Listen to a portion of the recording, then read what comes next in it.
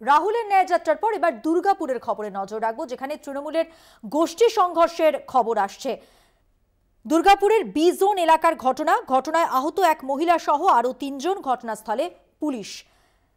আহত যারা তাদেরকে দেখতেই পাচ্ছেন। দুর্গাপুরের বি জোন এলাকার ঘটনায় আহত একজন মহিলা সহ আরো ৩ জন।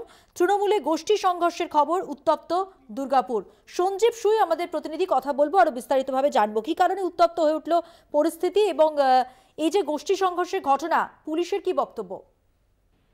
দেখো বন্ধুবন্ধী, গতকাল রাতে এই ঘটনা, একটা সামান্য ঘটনা নিয়ে নিজেদের মধ্যে বচসা হয়, তারপরে মারামারি।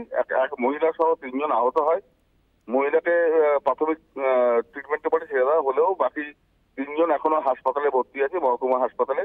মূলত যেটা বিষয় জানা যাচ্ছে, যেটা ওই ওয়ার্ডের ১০ নম্বর ওয়ার্ডের কাউন্সিলর রাজীব ঘোষ যেটা বলছেন, যে তাদের যারা এখনো পর্যন্ত অনুগামী, প্রথম দিন থেকে যারা তৃণমূলের অনুগামী তাদের ওয়ার্ডের, তাদের সঙ্গে একটা গোষ্ঠীর সংঘর্ষ হয়েছে, এবং যে গোষ্ঠীর সঙ্গে সংঘর্ষ হয়েছে সেই গোষ্ঠীর লোকজন গত বিধানসভা ভোটে বিজেপির সঙ্গে তাদেরকে দেখা গেছে, বিজেপির যে প্রার্থী ছিলেন কর্নেল দীপ্তাংশু চৌধুরী, তার সঙ্গেই তারা উঠতেন। এবং তারপরে যখন তৃণমূল আবার ক্ষমতায় চলে আসে, তখন তারা আবার তৃণমূলে এসে যোগদান করে। মূলত এই ঘটনা যেটা উনি বলছেন যে তারাও তৃণমূল কর্মী, তিনি একদিকে যেমন স্বীকারও করছেন, আবার অন্যদিকে তিনি এটাও বলছেন রাজীব ঘোষ যে এরা একটা সময় বিজেপি এবং সিপিএম এর হাত ধরে বিধানসভা ভোটে তাদের এই এলাকায় বিরোধী দলের হয়ে কাজ করেছিল।